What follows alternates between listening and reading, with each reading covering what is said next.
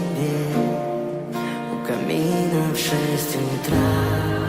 Разбитая душа, и все твои обещания